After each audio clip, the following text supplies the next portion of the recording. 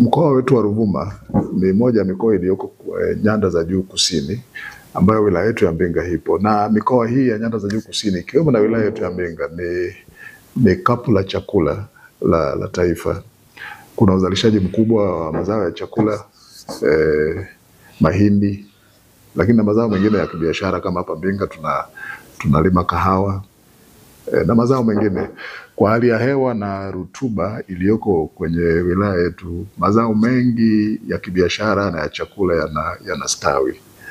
Sasa nichukue nafasi hii kwa kweli kuishukuru sana serikali ya awamu ya sita inayoongozwa na Mama Samia Suluhu Hassan kwa jinsi ambavyo serikali imeendelea kutuletea fedha katika wilaya yetu kupitia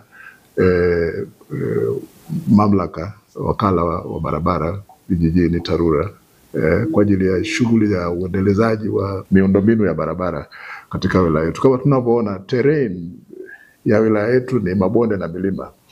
Kwa hiyo kama kusingekuwa na uwekezaji unaofanyika na serikali kwenye sekta ya barabara, hata hii mchango wetu kwenye kapu la chakula, uzalishaji wa mazao haya, ingekuwa ni tabu kidogo katika kuyafikisha katika maeneo yanayohusika. Kwa hiyo nishukuru sana serikali kwa jinsi ambavyo naleta fedha kwa ajili ya maendelezo ya barabara.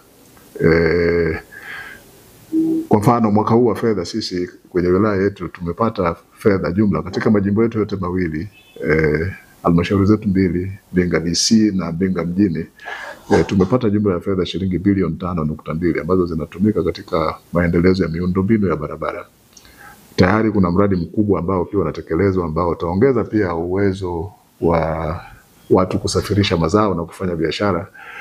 Barabara ambayo inajengwa kwa kiwango cha lami cha Utiri Mahande ambayo una gharama ya jumla shilingi bilioni 16.2.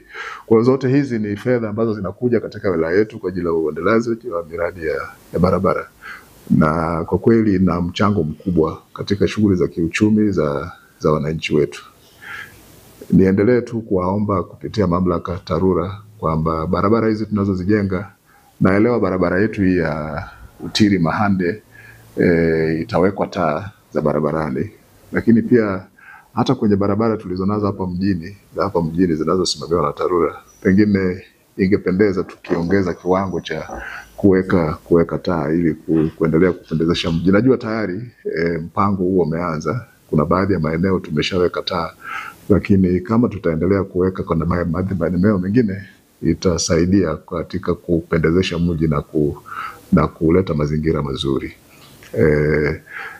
Aidha nichukue fursa hii kuwaomba sana wananchi wetu kwa ujumla kuendelea kutunza hii miradi, miundombinu hii ambayo inatekelezwa katika wilaya yetu ili isaidie na vizazi vijavyo. Tushirikiana kwa pamoja katika kutunza mazingira, kutunza hizi barabara ili zidumu kwa muda mrefu, kwa sababu ni uwekezaji mkubwa unaofanyika katika maeneo hayo. Kwa hiyo tukizitunza zitasaidia kwa muda mrefu na vizazi vingine vijavyo kwa shughuli zao za maendeleo. Lakini mwisho, labda kama tunavyofahamu, nichukue tu fursa hii pia kuwaomba sana wananchi wetu wa wilaya ya Mbinga kujitokeza kwa wingi sana siku ya tarehe 29 kwa ajili ya kupiga kura. Manake hiyo ni haki ya kila mtu ya kikatiba kushiriki katika shughuli za uchaguzi, na niwahakikishie kabisa kwamba kama serikali tumejipanga vizuri kwamba kutakuwa na usalama wa kutosha wa kumwezesha kila mtu kupata na kutumia haki yake ya kupiga kura.